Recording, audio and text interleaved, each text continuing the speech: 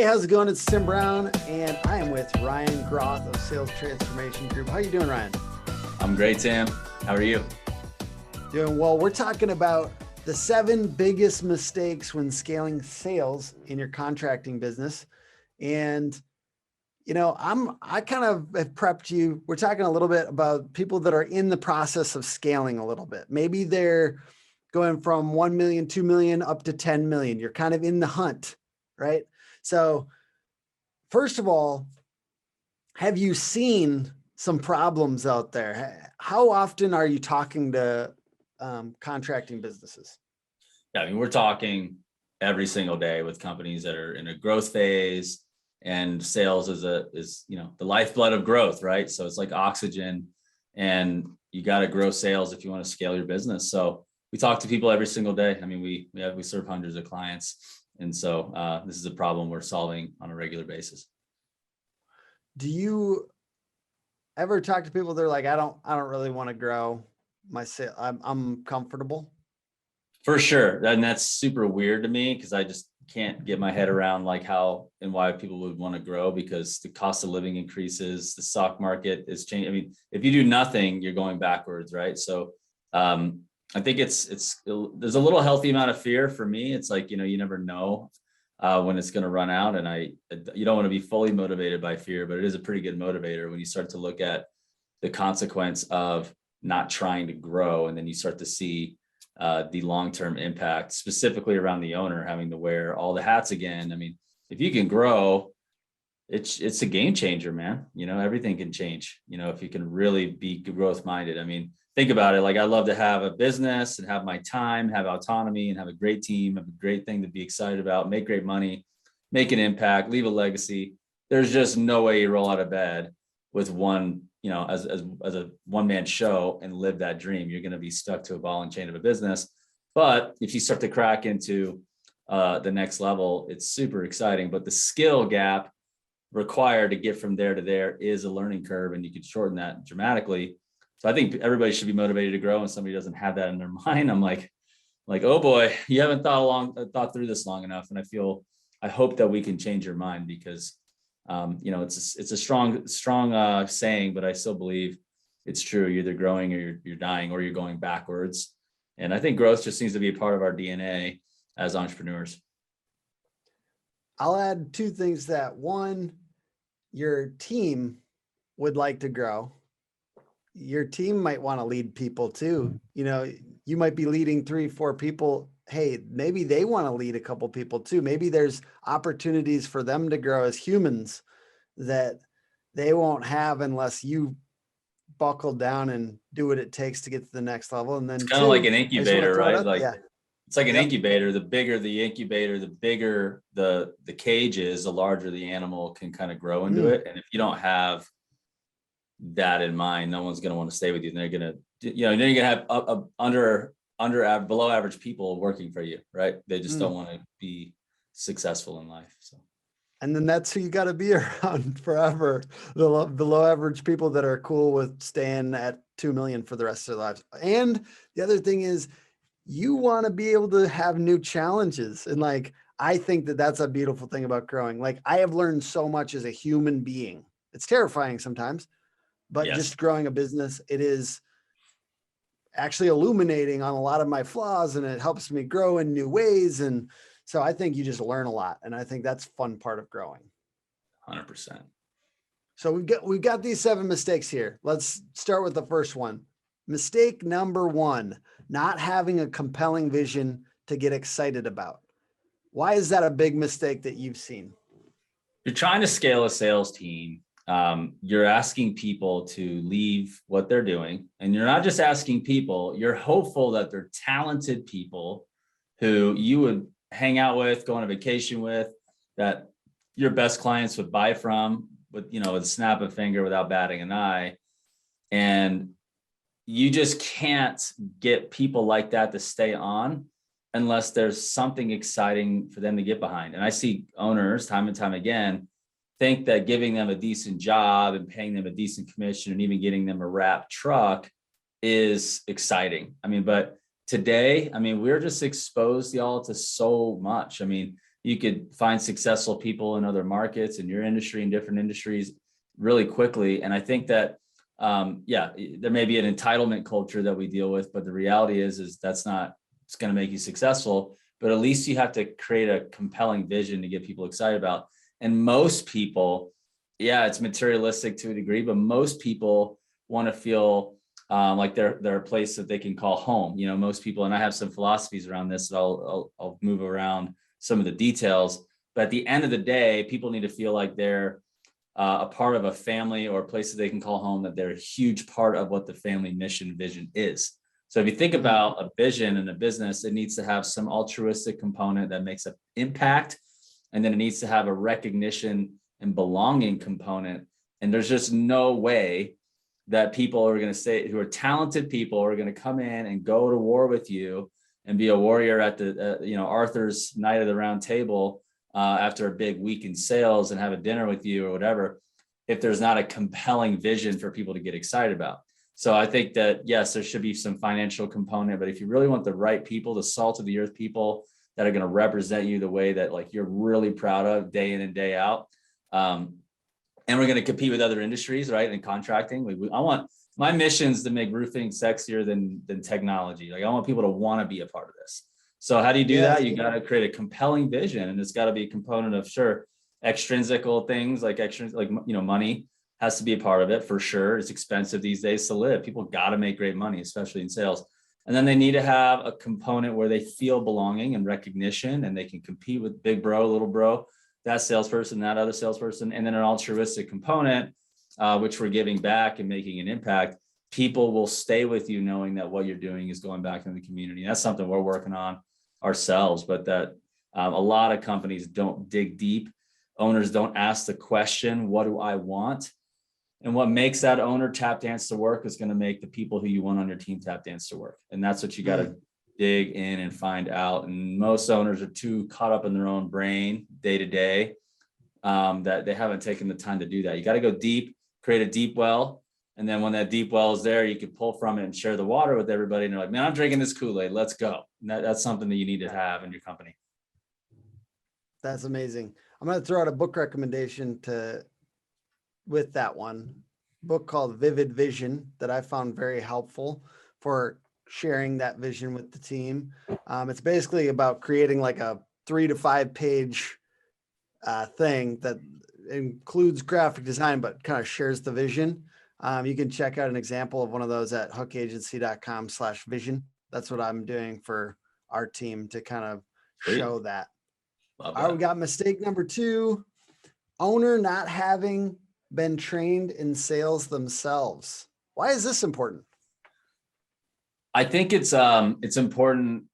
Well, let me just say this. If an owner doesn't learn sales for themselves, there's a couple of big mistakes. Salespeople can come in and say, oh, they haven't done this themselves. So they lose some respect for the owner, who's the visionary, who has a compelling vision to get excited about.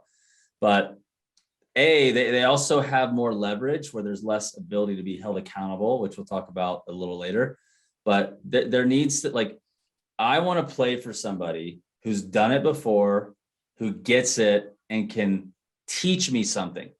And if I go and work for a company and there's no sales authority, but all they have is operations background, and they're trying to bring some outside influence in. Now I'm literally just following the outside influence.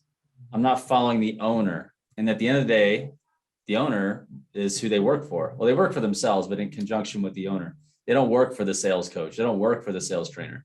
So I see it being really problematic when the owner hasn't. Well, another thing too is, gosh, if you're an owner and been sales trained, you learn how to delegate the rest of your business, you'd be making so much money. It'd be crazy, right? You have so much money in the bank because you're spending 80% of your time on high value sales activities. You tighten up your sales process, your mindset, and your sales, habits. Good Lord, then you're probably doing 4 million by yourself. Honestly, if you really do the math, probably netting 40%, and you'll just be like, what am I doing? Now let's hire salespeople, because then you can truly mentor them. People need mentors, and you don't want to be somebody doesn't want to be mentored by. If you're going to be an owner and try to build something and be a visionary and scale sales, dude, I want to hang out with you. And if I'm thinking I don't want to hang out with you, it's because I don't have anything to learn from you, then you're probably not going to have very talented salespeople on your team. It's good. All right. Mistake number 3, putting your best salesperson as the sales manager. I can see why this would be a mistake, but what is it that's so attractive for companies that decide to do this? What kind of like thrusts them into this Yeah, idea? what gets you, what you think is, oh, if let's just say Johnny's good at selling, he could definitely train other people on selling. So let's make him the manager. He needs to hold them accountable. He needs to know their numbers. He needs to coach them. But Johnny's doing $1.5 million to $2.5 million by himself. And now you take Johnny off the field.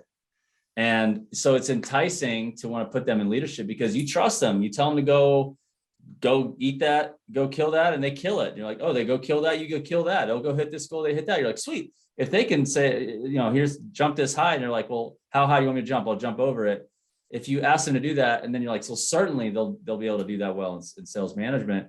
It's enticing, it's compelling, it's interesting because you don't want to do it anymore. I totally get it. You want to level up and be a CEO, right? So what I would recommend is start to look at a sales manager as more of like, I'm a big athlete guy. I played professional baseball. I love sports. And, what I would do is start to find more of a sales analytics person, like a director of sales analytics.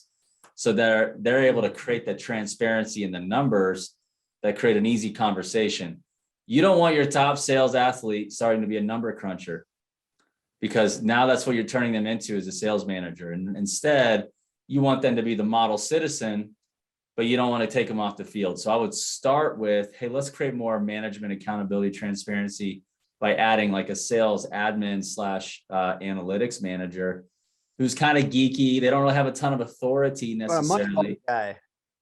Was it the Moneyball guy? I'm a big Moneyball guy. I'm all about that. I'm all about the Moneyball guy. So I'd rather have the Moneyball guy and you're still Billy Bean and leave the athletes on the field. And then maybe I need to, at some point, have a full-time authoritarian, executor type accountability person who can be responsible for the growth, and they still keep their athletes on the field. All right. Mistake number 4, to grow, you need to hire more sales people. So people think that you need to do that, and that's their mistake. What should you do instead, and why?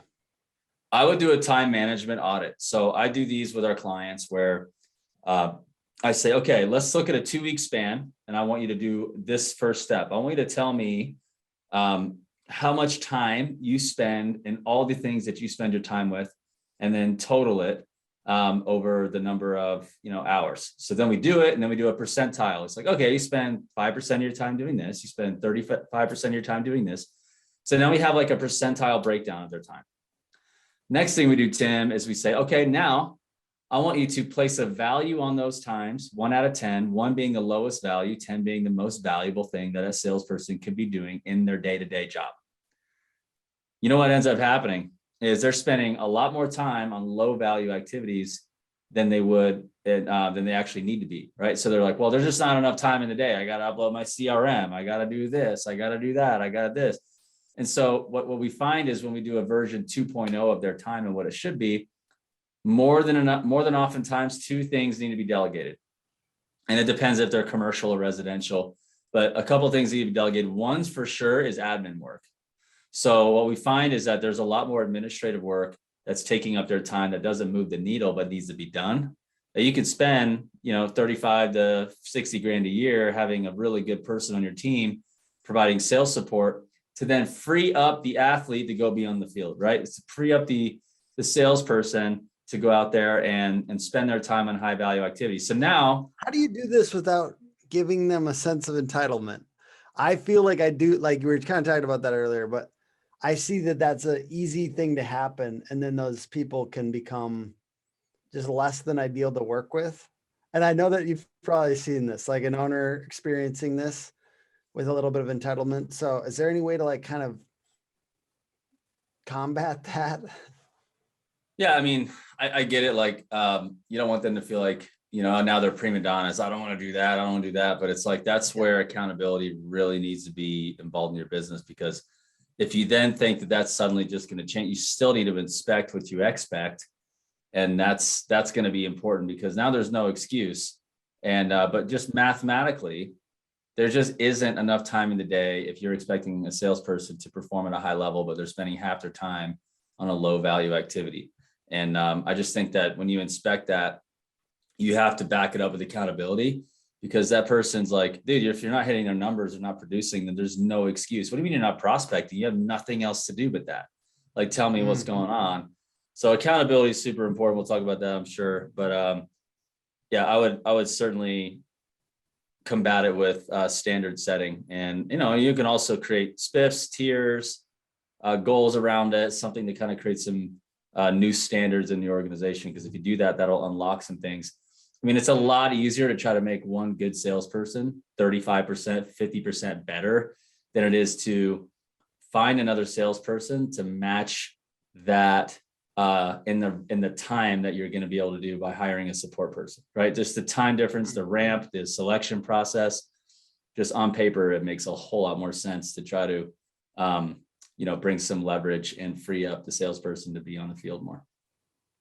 So don't just run off and hire more salespeople, hire sales support before you do that. I like it. All right. Mistake number 5, not knowing your numbers. This may seem basic, but what are some of the numbers that you think are most important for a roofing organization? Well, it's funny. I mean, I was on the phone with a $10 million residential roofing company, and I asked them their closing ratio using a CRM, and they actually couldn't tell me. They're like, I still don't know. Like, I couldn't tell you that. And it's like, why is that a problem? I mean, well, you can't really determine and slice and dice any data to say retail or storm or this person or that person, to be able to isolate the variable that, could be the cause of the main problem, right? So like, at the end of the day, it's going to be really hard to know how to increase your closing ratio if you're not actually measuring it. And so, we have a salesperson right now who, we need to address, like, the closing ratio. The numbers don't lie, but the people lie about the numbers, but the numbers don't lie about the people. And if you don't know your numbers, you're going to feel emotionally connected, and that'll drive your decision-making with leading your team. Where instead, you need to take the emotional hat off, or at least add to it an objective hat, which is knowing your numbers. Like, so why is one person's closing ratio this and that person's closing ratio that? Why is this person's average deal size this and that person's average deal size that? Why is this person's sales cycle this and this person's sales cycle that? I can promise you it's going to have to do with lead source and sales process. So if they're getting all the referrals, they're probably going to have this, that, and the other more. I likely would say their closing ratio go higher. But if somebody's average deal size is smaller, is it territorial? Is it geographical, right? Is it they just don't do upsells and add-ons and upgrades, and they avoid it like the plague because they just can't sell value? Why? How can they not sell value? Maybe they have a limited money ceiling. Maybe they need to work on their mindset and start to believe that they're worth more and they're more valuable. And that's a lot of money is really not that much money. They need to change that so they could just have more comfortable conversations about sales. You can really isolate and transform people to be more successful in selling if you know your numbers. Go back to Moneyball, right? Like, let's talk about why is somebody's, OPS, right? It's a more like, what's the most valuable thing? When you look at the numbers, you can be surprised pleasantly about somebody that, you may just not like, but like, hey, look, they can perform. Or you love somebody, your brother, or your best friend, but they can't close their eyes, right? It's just not working. So, got to know your numbers. You can't make good decisions at scale without that. And if you ever were going to get acquired and anybody ever wanted to buy from you, which is happening right now, a lot of private equity, venture capital in the space moving right now, you're just going to look like your valuation is going to go lower. I mean, if you're going to try to scale your business and present to somebody why you're worth this much of EBITDA, you're going to have to tell a story. And if the more factual your story is, the assumptions are correct, they're going to be like, dude, I got to replicate this guy's model, and they're going to pay more for you, right? Oh yeah, and they're gonna know their numbers. Promise you that. These private equity guys have got this shit down to a science. So if you're coming in with, I don't know my closing ratio, yeah, you're gonna look like shit. So with that being said, what's your favorite? Do you have any favorite platforms for roofers in particular for being able to slice and dice this stuff easily? Yeah, that'd be offline. I don't want to make any enemies on this line here. Okay, perfect. I mean, I'm all about making enemies out here, so I would love it if you just know. Just kidding, it's all good. Yeah, CRM is a kind of an interesting animal It's to still a talk about. moving target. I Let's was just say gonna that. bait you into it. What's that? It's still a moving target. Let's just say that. Yeah, I agree. I'm okay. So mistake number 6, not having a strong culture of prospecting. Why is this a problem? This is a problem because a lot of reasons. One, if you don't prospect, I mean, you can't fail at prospecting. You can only fail to prospect, right? And prospecting, it can be as simple as being more habitual about asking for referrals. It could be as simple as just creating the honey hole in your neighborhood and just making that a habit. 80% of introductions close, 50% of referrals close, but only 11% of salespeople ask for referrals. 90% of customers, if they were asked, would give one if they were satisfied, but only 11% ask. So there's a lot of issues around like just asking and prospecting, because I don't know about you, Tim, but like, just give me a round number. What's the most somebody spends with you a month, a customer, just on ads, the pure ad spend? So we Round are number. a little bit more focused on organic, but yeah, like our Okay. average stuff is like maybe a 5,000-6,000 a month, and then ad spend goes up to like 20 and stuff like that. So Yeah. So if they're spending 20 grand a month, cost per lead, cost per booked appointment, cost, and then customer acquisition cost. I mean, good Lord, like if you could prospect, you shave that down, and that 20 grand can go into something to grow the business. Maybe it's better technology, maybe it's better truck, maybe it's more training, maybe it's something to get back to the community. I mean, you can reinvest that and do a better job with your ad spend. Plus, when you're referral oriented and you're prospecting, it requires it just creates a more stronger organic brand when you have a consistent method of prospecting. Secondly, what happens when the leads stop and they don't know how to prospect? Now the sales guys panic. They're like, oh, it's their fault. There's got to be a culture of responsibility and a figure it out factor component in your company. So like if you have a prospecting culture, you can speak this language of like, look, you will never go hungry if you know how to prospect. You can always feed your family in and out of season. You can always, this will be a skill you could take with the rest of your life. But most people just don't do the work. It's like eating dirt. Like it's like nobody wants to do it, but when you do it, you're grateful for it. So I think there's a lot of reasons. Lowering marketing costs and spend. It allows you to find salespeople and hire more when it's time and they have the right support, like of course, to create space. I will not be mad if somebody's margin of their week is to prospect, but if to do something that's not supporting and bringing on new growth, and that would be, for example, like project managing would be a bad thing that they do, ordering materials, right? They should stop that and free up their time to meet with existing relationships, partners, and prospects. I won't be mad at all. So I could add more salespeople if they're able to do those things. And then that creates a healthy competition. Like you can create teams, you can create rewards and leaderboards. People in sales want to compete and they want to feel like they can win and be the best in the company, right? And so I think that it's really, really valuable. And to not have a culture of prospecting will cost you a lot more. You'll see more turnover. You'll have more prima donna type conversations. At the end of the day, they're not even that good anyway. When you look at industry salespeople, there's so many better ones, but it's big fish, small pond. It's there's a lot to cover there, but hope that note sinks in. I think that's really good. Mistake number 7, thinking that you don't need accountability. As an owner, I think you're talking about here. Well, yeah, it starts at the top, right? Sales leader. Yeah. Yeah. So like, I think the owner, if they're not looking at the numbers every day and having a report sent to them about what's going on, then guys just get lazy. They think, oh, that owner loves me. We're friends. We have a beer together. We had to, hang out. I know their family, and they start to kind of disconnect and not really crushing it. And then all of a sudden you see the numbers aren't there. You're like, what's going on? And yet now you want to have a confronting conversation, but you have nothing to stand on except your emotions. I don't know how many times owners tell me that they, are boiling about a salesperson, but they're not even tracking what they're doing every day and holding them accountable on objective information. And so I'm like, well, that's your problem. You have nothing to stand on and you're emotional. And that's hard. I mean, the leadership mantle is a big deal. And so to be able to look at the numbers and say, look, bro, like, you're not succeeding just because you're not putting enough deals in the pipeline. You're not having enough conversations. And if your closing ratio is low, the quality of your conversations aren't very good. Let's talk about that.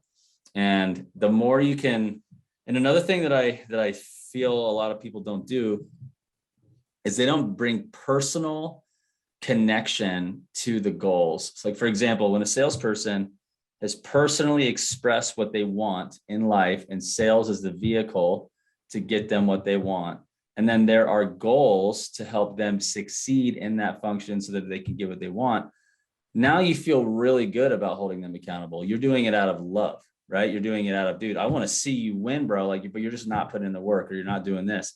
When you, or a girl, when you're doing that, it's a game changer for your culture. Now they're like, man, he pushed me. And I'm like, now I'm a better performer. I mean, that my life's been technically changed here because of what this company's done for me. You want that kind of spirit in your company, And so not having any of those goals to hold people accountable to, not having those conversations, not looking at the numbers, it's going to hit you way too late. And you're going to be like 3 months later saying what happened. And you could have caught it the day of and just started to have those conversations early and sniff it out.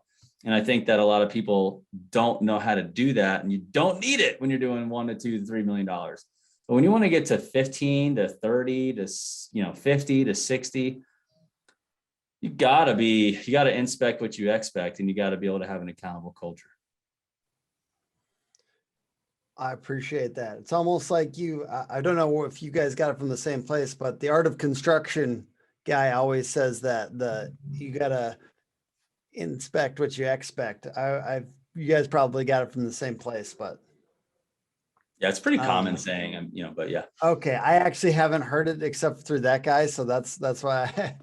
Okay. So if you need accountability as an owner, and for the sales aspect, one of the most important aspects, if not the most important aspect of your roofing company, how could somebody work with you guys on that? What would be the way to get a hold of you?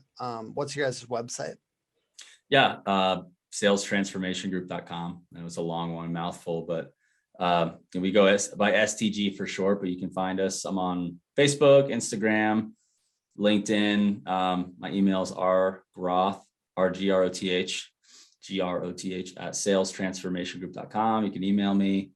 You can go on our website. What do those first couple steps look like? Like what would they be doing with you those first couple chats? Well, obviously we would ask you some questions, connect with you, and if you guys wanted to come on board. But the first couple of steps would be, we would analyze you and your sales team and measure you guys against what a national industry percentile standard of sales performance excellence looks like, right? It's a mouthful, but we want you to know, where do you stack up? Where do you measure up with the best on the planet at selling? What are your weaknesses? What are your strengths?